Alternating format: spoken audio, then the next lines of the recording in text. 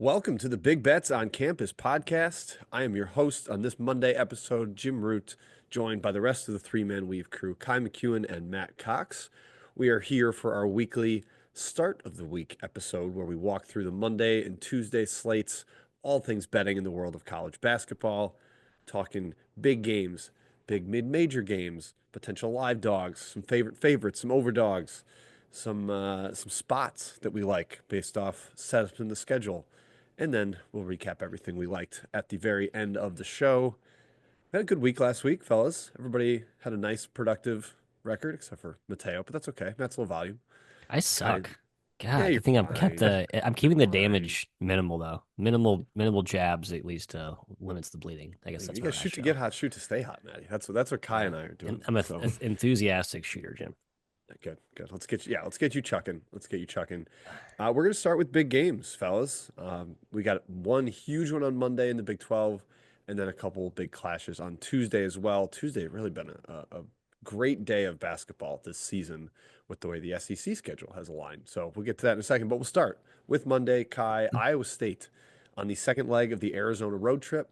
They forked the Forks Up Sun Devils on Saturday.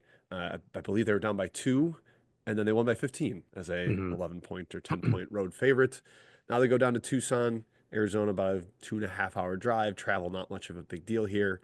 Milan Momcilovic still out for the Cyclones. Ken Palm's throwing us Iowa State -2. Kai, we actually probably do have opening lines as we record Yep. this. Keep an eye on that. What do you think with this game, the Cyclones on the road? Gosh, Jim, I lean towards Iowa State. As you said, not a lot of travel here. I think the Momcilovic absence has not been a big deal for Iowa State because they have Curtis Jones, who's become an All-American before our eyes. More minutes for him is not a bad thing. And I just think they don't really need Momcilovic's presence. He brings a lot of scoring. I don't think he moves the needle a ton defensively. So Iowa State theoretically plays better defenders. They still have a bunch of scoring. This team is a top five team for me in the country, title contender for sure. Arizona, a very good team, Matthew. They've done very well in Big 12 play, but I don't think they're quite Iowa State's caliber. So with the low travel here, with the low spread, basically taking Iowa State to win this game, I think it is 1.5 most places on the opener. I like the clones, Matthew, to get it done. Yeah, Iowa State -1 basically everywhere. A total 152 for those interested. Feels like that's once upon a time that was an Iowa State underfield, but Iowa State scores 100 now on occasion. So you got to kind of change your perception. And Jim, that's what's been so impressive is like they've used these offensive bursts to escape late in games against Arizona State. Even at Colorado, they were kind of in dicey with the Buffaloes to start like they had to use that late spurt. I like Arizona here. Looking at Bart Torvik's Mm. tool time filter snapshot since February, or sorry, um, January 5th, which is basically like the first day post the Christmas break return week, like the first real start of conference play, Arizona -3.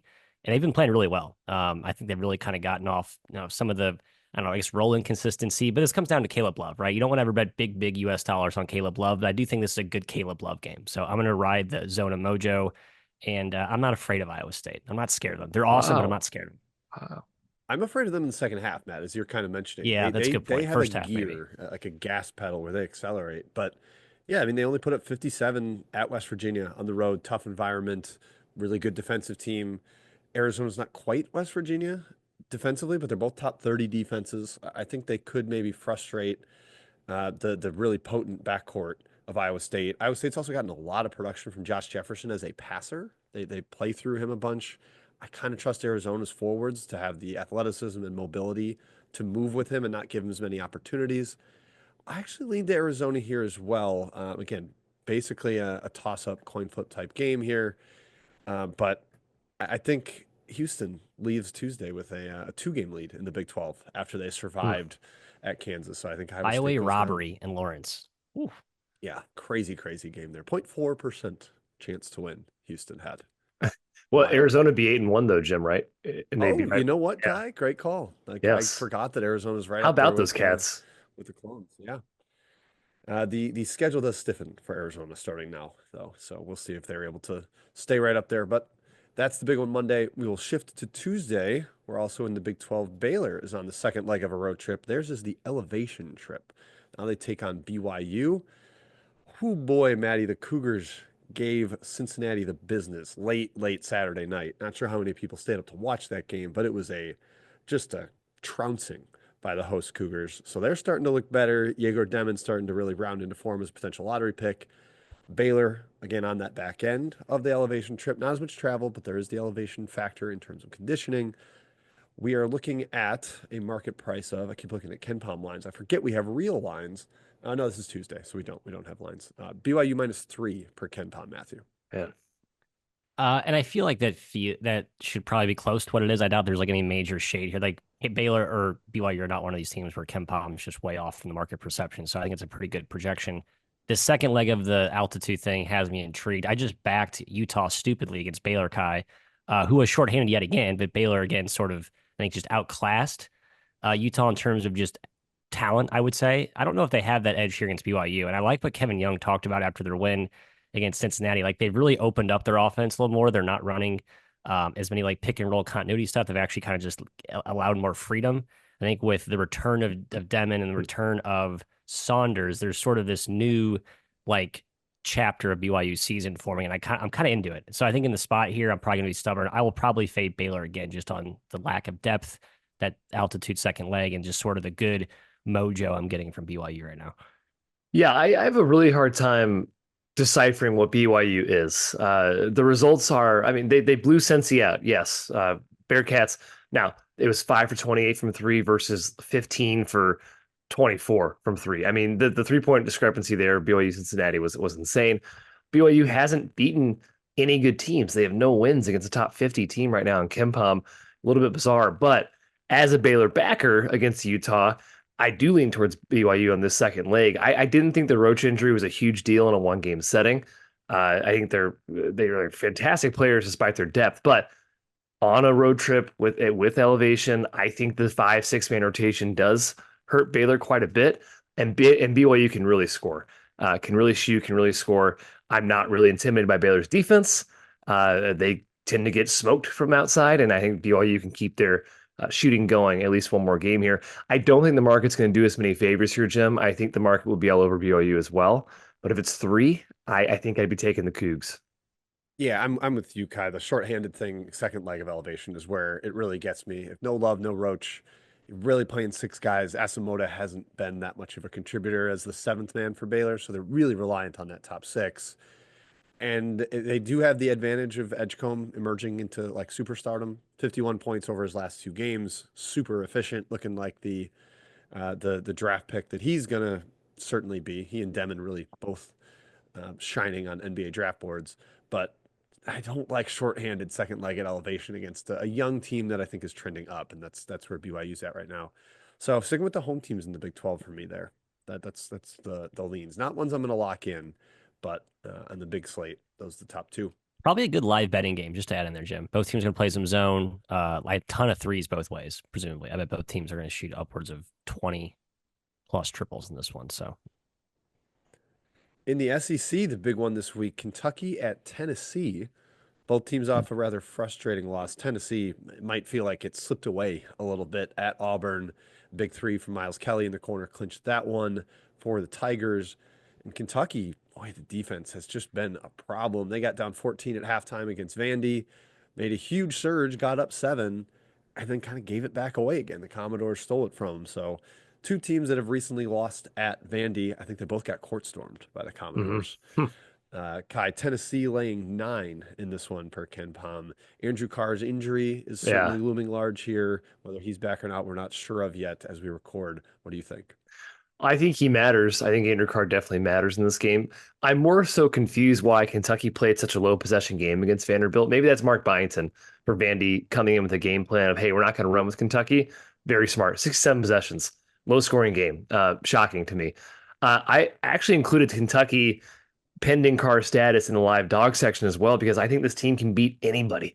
And I still think they're a very high variance team, high powered offensively. Yes, their defense is blown this season, but the way they shoot, the highest percentage of points in the conference come from threes. Kentucky, we know they can all shoot, tons of firepower. I've seen this team at their best. It is on par with the best teams in the country. Now, Tennessee's defense, fantastic. Great coach, great program. every single year. They're tough as nails on D, but I think Kentucky can pull a haymaker here, Matt, and take it outright. 9 points is certainly something I would bet for Kentucky's way. Again, though, Carr status does loom large. Yeah, I feel Kentucky's a team that I think again this is one where I would be shocked if it's 9. I think it's going to be closer to like 7. But I don't know, man. Tennessee. I mean, if I were an odds maker, I looked at what they just did at Auburn. Pretty damn impressive. Like Auburn's been eviscerating teams at home, and they were basically from what I thought outplayed Auburn for most of that game. It was an ugly game. Both teams couldn't make any shots, but I think Tennessee's defense actually dictated that game for most of the way. At home, they're a different beast, man. I know Kentucky's offense is high octane, but I saw a good beat tweet, someone that said you just at some point throughout the game, Tennessee decides you're not going to score for like 10 minutes. And that's what they do. And I think against Kentucky, they can even instill a 5-minute drought that might be the difference here. I don't know. This is going to be a tough one, Jim. It's going to be a number thing for me. I probably won't stay away unless it's like Tennessee -5 or Kentucky +10. I bet it probably falls somewhere in between, though. Yeah, I would imagine it'll settle in the middle of that range. It really is strength on strength. Tennessee now up to the number 1 defense per Ken Palm. It's no longer Houston's honor up there. It's not Man, Duke. Tennessee holding Auburn to 53 points, I think, had a big reason to do with that. And then Kentucky, top 5 offense. Like Kai said, there's so high variance. They give up a lot of threes. They take a lot of threes. So you get some kind of wild swings. Another possible live betting game here. That I Yeah. think there's some potential for that. A note on Carr, if he is out, he is the highest net rating player on Kentucky. He has the highest net rating, so the most impactful. The defense is 10 points better per 100 possessions when he plays. It's already not good. So when you're lowering it from that already shaky baseline, that would be why Kentucky is dead last in the league in efficiency on the defensive end. 2-point percentage defense and turnover rate. They don't make you uncomfortable at all. It's just kind of a conservative style, and teams are knocking down shots against them. So all of that said, I think maybe there's something to the volatility of the outcome with the shooting, and maybe you want to go for a money line. But I'm with Matt. Where like unless it's an egregiously wide number variance from what Ken Palm and Bart Torvik are saying, I probably won't bet that game I just hate trusting Tennessee's offense to lay points like against good teams. It's just against good teams. Yeah, it's an offense that looks not good against good teams. agreed, Matthew. Agreed.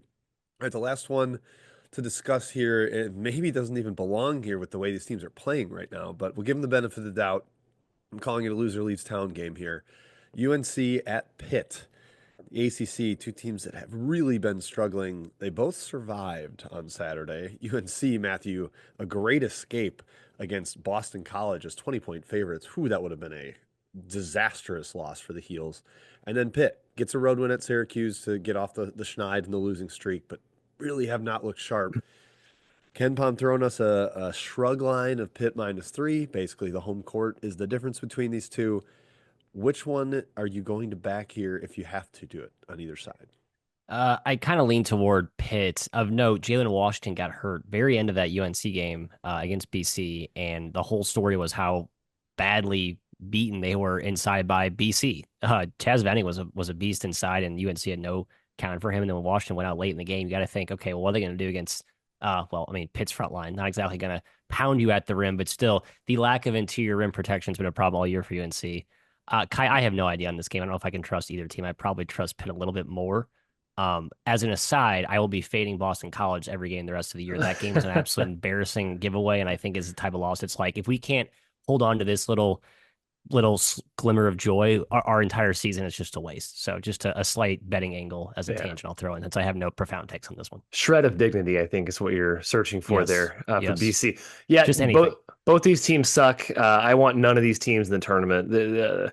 I'm so disappointing what Pitt has become in conference play. Having said that, this is Pitt for me, this game. Number one, UNC's been getting extremely lucky in conference play. 27% from 3 is what their opponents are shooting. That's not sustainable. Pitt, much better team at home. And here's UNC's last few games on the road here in ACC play. Lose to Wake Forest. You beat NC State by 2, not a good team. You beat Notre Dame by 1, should have lost that game. Got fortunate, got fouled on the 3 late, and you got smoked by Louisville on the road. Not a good road team. I think Kadu is kind of put in hell against Leggett and Lowe, the guards, pressuring him. This is Pitt for me. Go Panthers. Yeah, the Washington injury looms large too. I just am not a Van Allen Lubin guy, and if you're going to have to roll him out there for 30 minutes at center, that's a disaster even against a thin Pitt front line. They're not overly physical, but not great against Washington there, or not great situation without Washington for the Heels. It does feel like more of a Pitt setup for me. I perceive both these teams as better second half teams. UNC has had a lot of slow starts this year. Pitt has boat raced some inferior competition at home in the second half.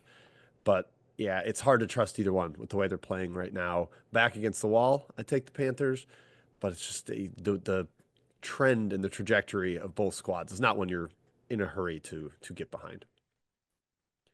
All right, let's go to the mid-major games of the week. Start with one on Monday in the Southland. McNeese slowly but surely climbing up the analytical rankings there, now inside the top 60, Mr. McKeon, as they demolish that conference. They head to Texas A&M Corpus Christi. This is the statistically toughest Southland game you can face for McNeese, the only other team inside the top 200. Last year, McNeese won by one. They had to mount a double-digit comeback in the second half at the Islanders to pull it out. It's the same kind of talent gap this year. It's still Will Wade in charge. Do you think it's another close call, close shave with McNeese laying 7, or where do you see this? No, I think fading McNeese is a bad strategy in the Southland. They are just head and shoulders above the league. It's a shame couldn't do more in non-con. Lost some really tough games to some really tough teams, and unfortunately have no shot in that large. But I think they do run the table in the Southland. Corpus Christi, yeah, you're a scrappy team. You in conference play, they've been rebounding the ball really well, but I still think McNeese just tears them up in the glass. Corpus Christi is a walking foul. McNeese is going to get to the line pretty much at will. It's going to be an ugly game. It always is, I think, between Corpus Christi and McNeese the past couple of years. But I like McNeese here, or at least lean their way. I'm not going to lay 7 on the road either, but certainly not fading the Will Wades right now, Matthew. Yeah, it's going to have to be ugly for A&M to keep it, for Corpus Christi to keep it close. I kept it close both games last year, right? Lost by 1 and lost by 7. But this version under Jim Shaw, who a coach I like, right? Disciple of lots at OK State, who I think people are generally still bullish on. We'll see. Yeah, Kind of a tough year. like But anyway. the Matt Painter tree. Yep. Right, exactly. But control the glass. But they played a little more helter skelter last year. I don't feel like the way they're playing this year is like kryptonitish for McNeese. I just think McNeese keeps rolling. I did the stupid fade McNeese in conference play. Like every team thought they would be their Super Bowl, and so we'll get up to play them, and it'll be like kind of random, ugly type games. But that was a losing portfolio, so I'm not doing that again. Okay. Yeah, I generally enter McNeese handicapping with, am I betting McNeese or am I not betting the game at all? McNeese is 7-2 against the spread in conference games, covering by over 5 points a game. They have clearly separated themselves from the league and ascending back up to what I think people's preseason expectations were for them. They've sort of figured out the rotation. They had some injuries, ins and outs early on in the season, and now it's a little more stable, and it's working. They are just out-talenting teams. McNeese offense and conference play, 1.22 points per possession. Next highest team is Corpus Christi, 1.07. It's like a chasm difference between 1 and 2 in that league. Yeah, I think they remember losing a conference game last year. Like they're like, shit, we actually lost one last year. We can't lose one this year. Yeah. We're not doing that again. Yeah, they're one of those rare teams that is number 1 in the conference in both offense and defensive efficiency in league play. And we're 9 games in. Like that's not small sample size fluke. They are just that dominant. They've played basically every team in the league once already, except for Corpus Christi. So yeah, I might bet McNeese. I'm just scared of like the Shaw game planning and how close they kept it last year. That's the one thing that's concerning. To Tuesday, where VCU has somewhat separated themselves as the best team in the A10, probably their best chance at an at-large at this point with the way Dayton's been floundering a little bit. Now VCU heads to St. Louis, who's coming off a loss at GW. Bill's very short rotation, Matthias, but the top 4 guys on that roster can beat anybody on a given night if they're all playing well. Is there enough here for the Bills to scare VCU? The Rams are laying 6 on the road. It sounds dumb because I bet SLU at VCU. Actually, I bet money line in the show. That was my angles. Like, hey, this game could go. SLU could win it, or VCU could win by 25, and unfortunately, the latter transpired. VCU just has this defensive gear that really. This is what separates them from the rest of the A10. And you saw it against St. Bonaventure on Friday. Really good matchup for St. Bonaventure. The game was really close, and all of a sudden you look at the score and they're up 14 and the game's over. It's like, what? And that's just kind of what VCU's defense does on the road. Their D has still traveled really well this year. They suffocated St. Joe at St. Joe, House of Iron. They suffocated Rhode Island at Kingston. Like, I think they just keep it going. It's probably kind of a square spinny take, Kai, but I'm not going to bet SLU here, even though I feel like everything in my plumes is saying I should. I'm just not. It's a pass for me. I think SLU can beat them because they do have really talented offensive players. I just don't think they will. I think VCU is to that level. 4 straight covers in the A10 pretty easily. 5 out of 6 they've covered in their last 6 games. They smoked St. Louis in the first game. SLU was up 3-0. The rest of the game was VCU, 1.2 points per possession, didn't even shoot well. And SLU's defense is number one in A10 play. And then you zoom in, and I mentioned it was with North Carolina, 22% opponents are shooting from three. 22%. This is like smoke and mirrors to the max SLU on defense right now in the A10. I would not back SLU here. I would lean towards VCU. Yeah, Kai, I like that you mentioned that potentially phony defense because right now every SLU A10 game has gone under. They're 0-7 on the Yeah. total, and it's largely because teams aren't scoring against them. They are playing very slow because the rotation is super limited. But it's funny to think of like a Josh Schertz offensive fireworks team. It's like, no, they've been auto unders in league play. I would not automatically go bet that because of the looming regression. But last game between these two, 64 possessions. If I had to bet a total here, it would be the under, just because I think it will be slow once again. All right, guys, let's get to the live dog of the week section. Last week, did pretty solid. Georgetown knocks off Nova. Rutgers didn't quite get there against Penn State. I don't think they even covered most numbers. Nope. They got bet out from the 5 or from the 8 that Ken Palm was dealing. Arizona State won at West Virginia. Hooray, hurrah. Go Sun Devils. Indiana State did not quite pull it out, but they won against the number. So if you split your bet, then hey, you made some money. Start on Monday. Possible Big Ten magic. Penn State now, after we had them on upset alert last week, now they are the potential upsetter heading to Michigan. And then Iowa's +8 at Ohio State. Ohio State's been kind of a random up and down team. Can go to overtime at Minnesota, who is playing better, but also win at Mackey Arena. Matthew, Iowa may or may not have rolled over. Do either of these Monday Big Ten dogs tickle your fancy? No, they don't. Iowa I'm skeptical of, and Michigan I think is a bad matchup for Penn State. Like I kind of like the Penn State angle there, maybe with the value, because I think they will be laying 9 or 10 points because Michigan's like top 10 in KenPom at this point. And we see Michigan actually struggle with turnovers. However, back down to 18 after the Purdue now they're 18 loss. after the Purdue loss, but still. They are priced. You're getting no bargain to back Michigan right now in the market. I'm passing on both these, Jim. I got one though for Tuesday. I love actually love. Yeah, I mentioned the Big Ten because I just think Ohio State, like Jim said, is so random. They're prone to lose or beat anybody. It's like crazy. I can't place this team in Iowa. I keep getting burned by backing this Hawkeyes team. I mean, that Penn State game was a total travesty. They should have covered that game pretty easily. But the way they shoot, right? They're the top 10 shooting team in the entire country. That lends to high variance situations. They can pull off upsets. But I'd point to Penn State because I think this Penn State team is still pretty darn good. And Michigan, man, it's kind of like Ohio State. They can lose to anybody. Lost to Minnesota, smoked by Purdue, it barely got by Northwestern. Like, I don't think this team is anywhere close to a top 10 team right now. And the way Penn State turns you over and the way Michigan's handling the ball right now, I really think Penn State has a shot. So of those two, I like Penn State better. I will be taking them against the spread most likely. We're bashing head to head on that, Kai. We're going to get to the spot section. I like Michigan off the mega blowout loss. I like to kind of get maybe extract a little extra value off that as they sank in analytical rankings.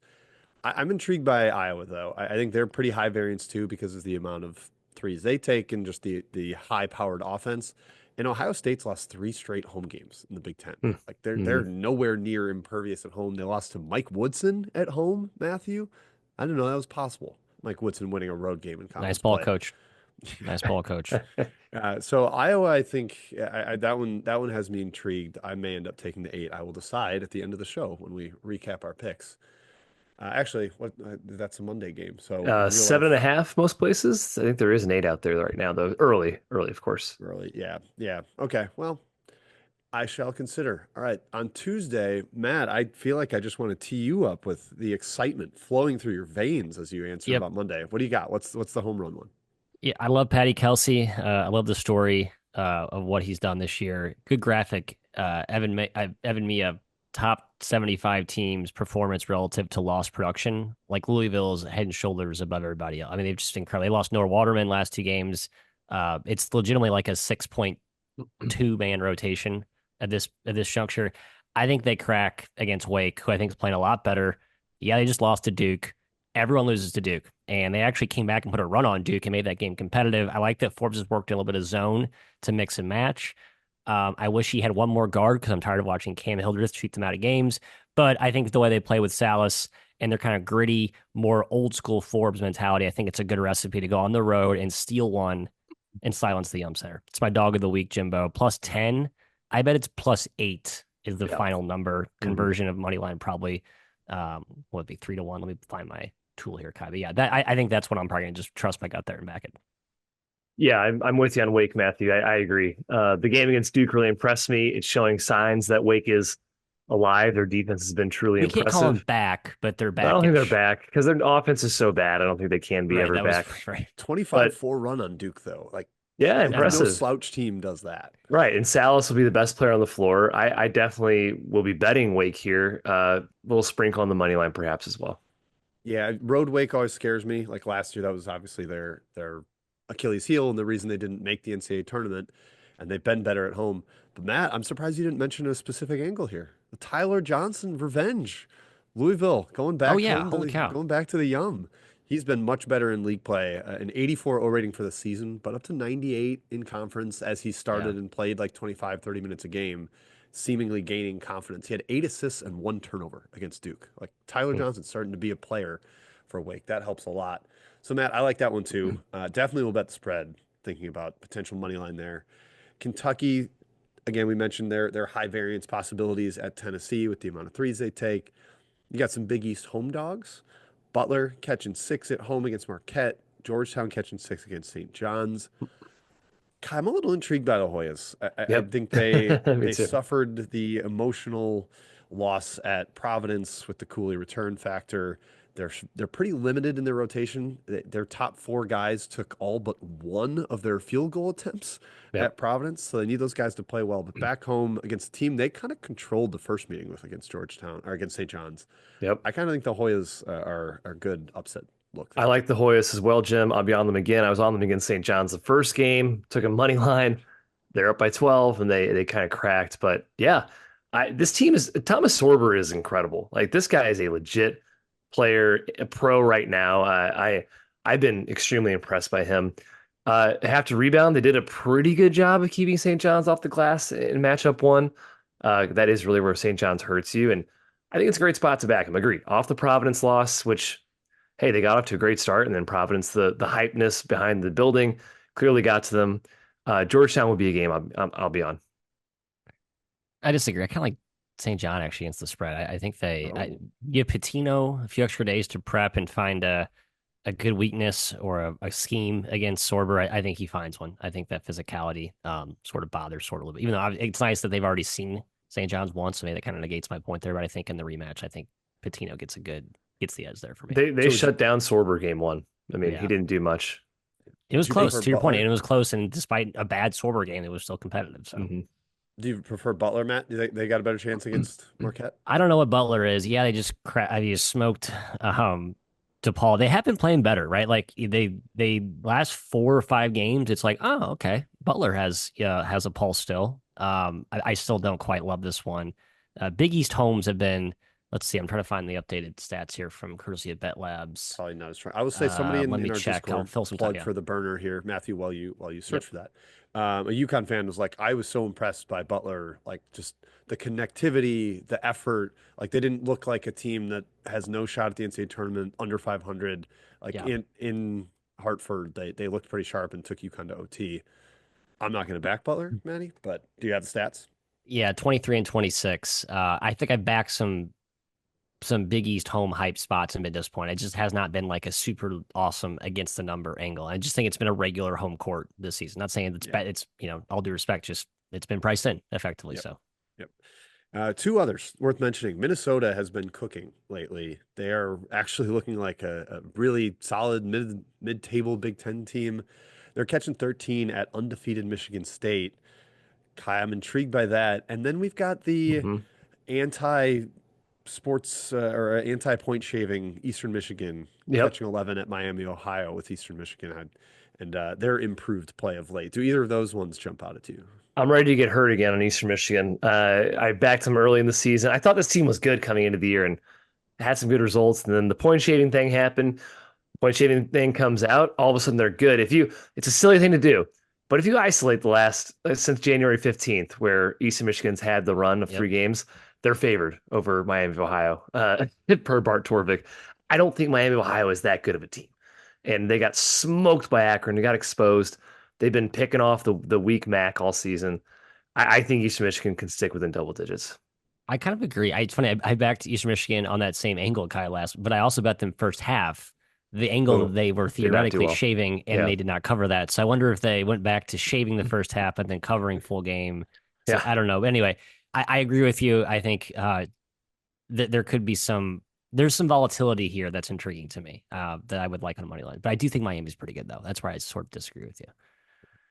I think Minnesota covers. I'm not going to bet a money line, but I think the trending upwards play that they've got, and it just feels like Michigan State's flying a little too close to the sun right now. Like I don't think they're going to get a 2 or a 3 seed in the NCAA tournament. That's like what they're tracking for right now. They're alone atop the Big Ten with 2 games of space, and it just seems like somebody's going to get them or at least continue to challenge them. And with the way Minnesota's playing, 13's too many. So I'm going to jump in on the Gophers there.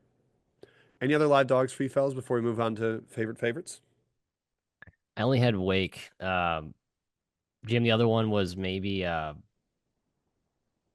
actually no, sorry. I have some favorite favorites in the MAC. I have no other live dogs, so I will Excellent. table. So continue. Yes. Here we go. Off we go to favorite favorites. Last week we had a Colgate cover against Bucknell, unless you got like the very, very late closing number. I think they got a heartbreaking like late free throw to lose by a hook on the final number. McNeese blasted Stephen F. Austin, like we said. McNeese in the Southland is a pretty good wager. Creighton smashed DePaul after DePaul got its first Big East win in 2 years. And Houston dominated Utah despite no Emmanuel Sharp. The Cougars just a different beast against inferior competition.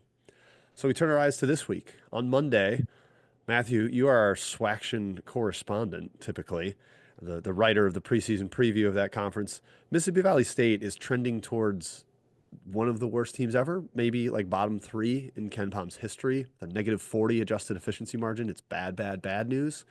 They're only 3-3 against the spread in conference despite inflated lines. They have not been an underdog of less than 13.5 points yet this year. That is sad, sad news for them. And now they got the best team in the league coming to town, Southern. 21-point spread per Ken Palm. Matthias, why isn't Southern going to smash the Delta Devs? No, I think they do, Jim. I think the Delta Devs are saving their best for February. They got their first one of the year last year in February. Played some better ball late. I think they're kind of rope a doping us until February. So I'll pound Southern here. I think I'm with you. And then looking to maybe target some Delta Devil, really ridiculous lines. Maybe at home. I think a good home spot. Maybe they might kind of rise, make some shots. Other team comes in sleeping, snoozing, This whatever. is at home. This is at Mississippi Valley State. Yeah, but later we got to be an easier opponent. It cannot be Southern. Southern's too good. Southern's actually a real team. I think Southern smokes them as well, Jim. I don't know how Mississippi Valley State scores. This is an anemic offense against the best defense by far in the SWAC. I think it's going to be a bloodbath. Southern covers easy. Southern 4 straight competed at games. A&M and at Iowa. I mean, Iowa beats everyone by a million, so I just think it's a good Southern team for sure. 4 straight games, Mississippi Valley State has not hit 60 points. And some of those games had 70 possessions, 68 possessions, 67 possessions. It's not like they're just playing super crawls. They just can't score. So, yeah, I think Southern blows them out too. It's tough to lay 21 on the road in conference play, but that's how It's bad amazing. Mississippi Valley State is. So, yeah, I'm going to do it. I'm going to add Southern -21 to the official slate as we finish up the end of this pod. 2 others that I wrote down here: Georgia -8 against South Carolina on Tuesday.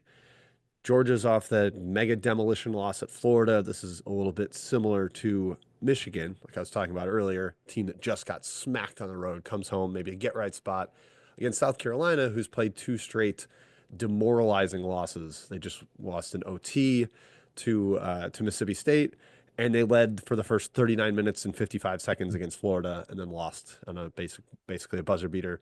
So potentially get right spot for one Bulldogs, and the other Bulldogs, Gonzaga.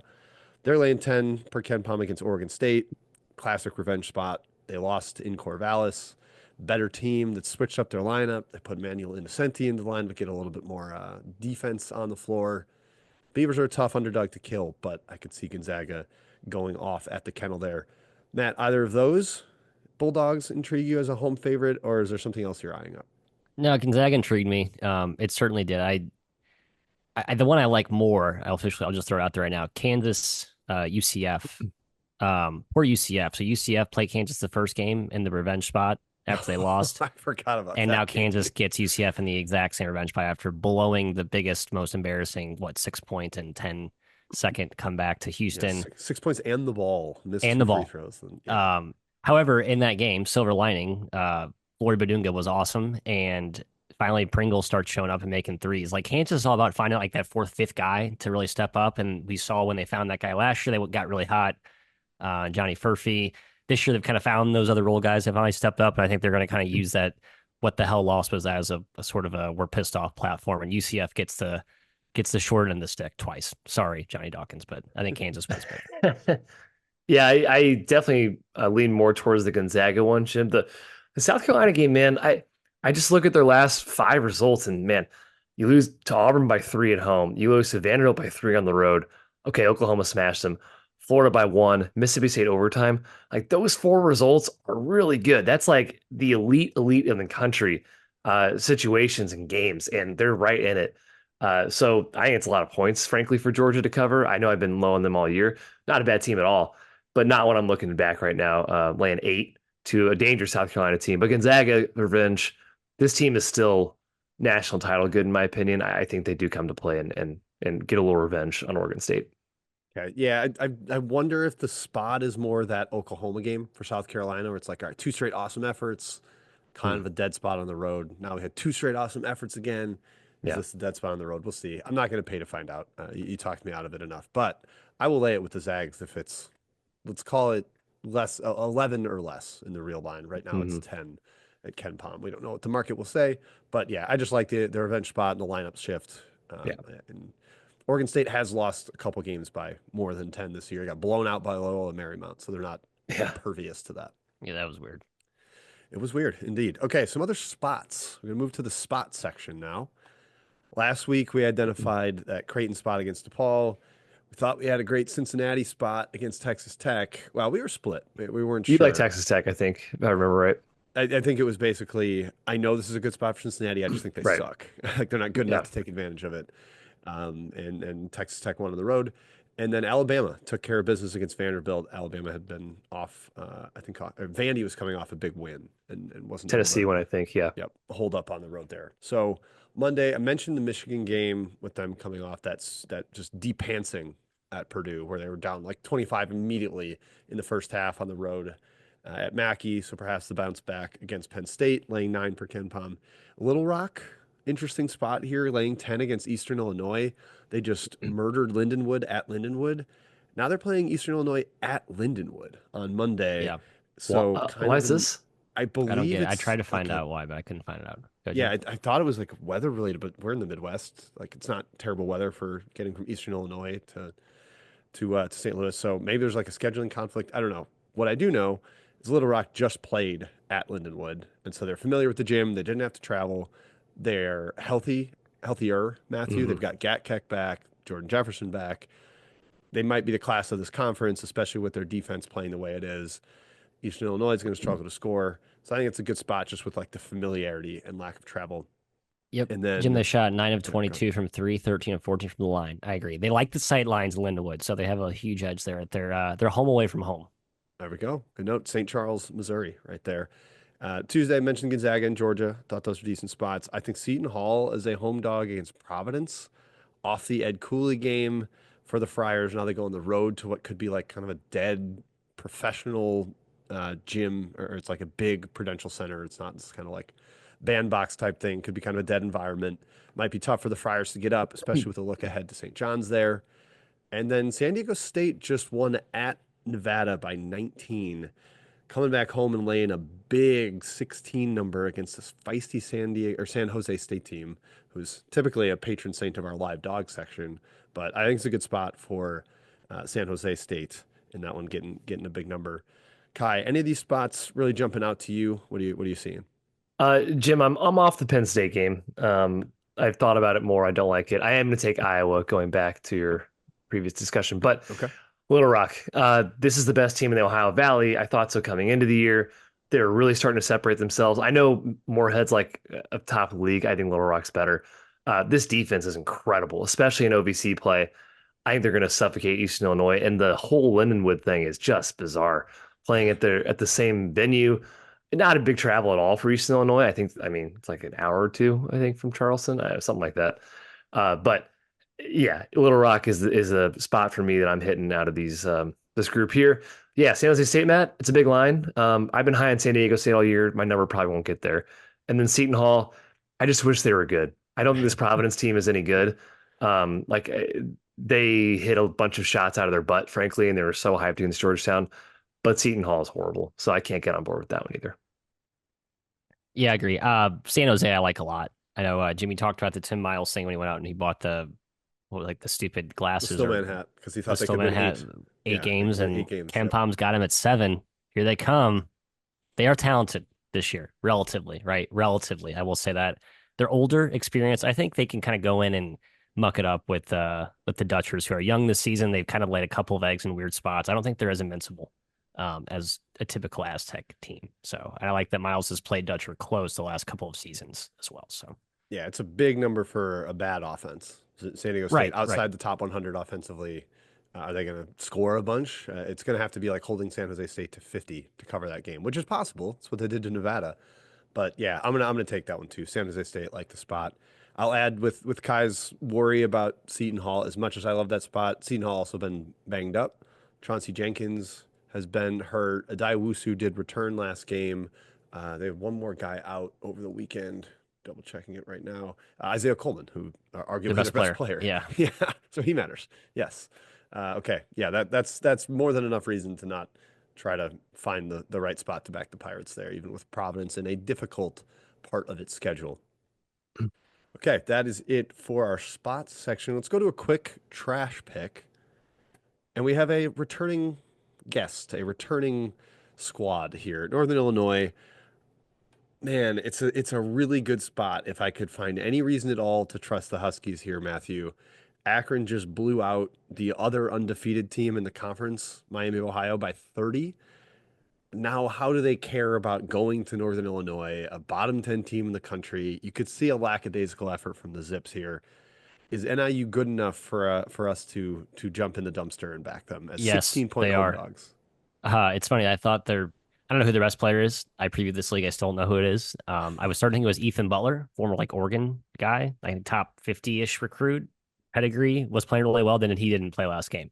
But they still played pretty well against Ball State. I think They they're beat them. They right. won a game, their first MAC They win. dominate, I should say. Yes. And kind of a Ball State problem is part of that equation. But I think NIU is, however good you think they are, they aren't. However not so bad you think they are, I think they're priced like a penny stock right now. So you're going to be getting a pretty good price here.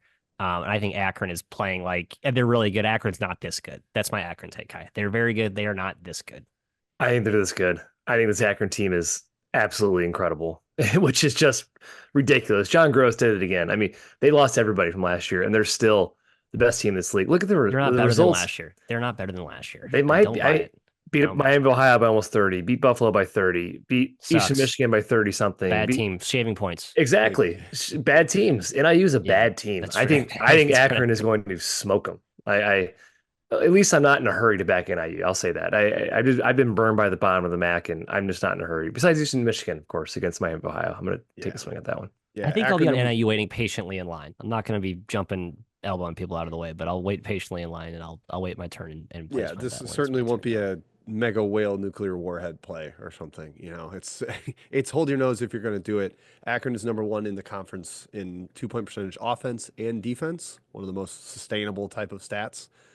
So even though they are also number one in 3-point percentage offense and defense, there's still a lot of sustainability within their numbers underlying. So you're really counting on a like sleepy effort from Akron for Yeah. Northern Illinois to have a chance. I'm not going to do it. People, if you want to, there is that spot potential in the trash area. They're playing so fast this year. It's like by far John Gross's fastest team.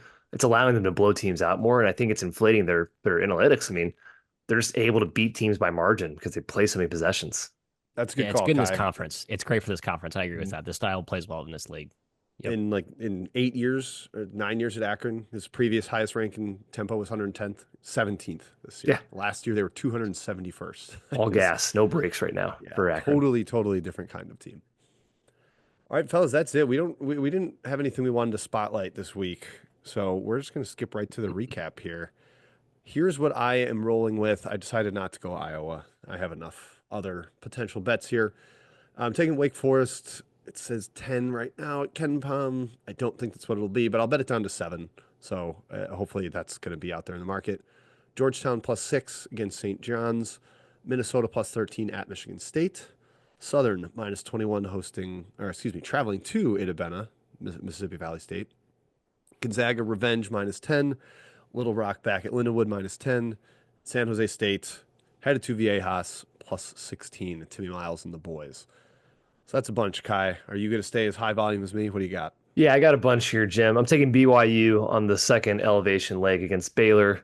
I'm taking Pitt against North Carolina. Brave man. Yes, I'm taking Wake against Louisville plus a little sprinkle on the money line. Eastern Michigan against Miami of Ohio. Georgetown against St. John's plus a little sprinkle on the money line. Southern to blow out Mississippi Valley State. Little Rock to consume Eastern Illinois Soul. And then Iowa, I am going to add, Jim. I'm adding Iowa against Ohio State. It's 7.5 in real markets right now. That's good for me. Somebody's got to do it. Matthew, what do you got for us? I'm going to keep it low volume because I feel like I'll contain my losses. Shoot to get hot. Yeah, you're right. All right, I got Arizona BYU. I'm going to go with both those. We talked about that at length. I got Wake money line. I brought that fourth. I have to bet that. I can't just back off the table. Southern, sorry, Delta Devils. I'll be back talking about you later in this show later in the year. I'll be backing money line dog. I promise you. I'll come back. I will note on Southern. I forgot this Monday game is 22 in the market. So 22. Yeah, okay. Official grading at 22 there. Yeah, I mean, 24 is probably like you're just reaching, but I think 22 is within turf for me. Kansas, I mentioned the spot. They're kind of a spot / favorite hybrid, and then San Jose State to round it off for Matthias, the fighting Tim Miles, because Tim Miles is a good investment in your portfolio. Love it. I mean, yeah, he's been quite a frequent appearer on this Monday episode of BBOC. So keep it rolling for us, Timmy Miles. That's it for this episode. We'll be back same time next Monday. Might just be a 2-man show. We've got some scheduling things to work out, but either way, we'll be bringing you the same hard-hitting analysis on the Monday and Tuesday slates. Tune into the same feed, BBOC, for a Wednesday and Friday episode looking at the other days of the week. Stuckey and Greg and Mike Calabrese and the boys all have you covered. So whatever you need, we got it here on BBOC. Thanks for tuning in, and we'll see you next week.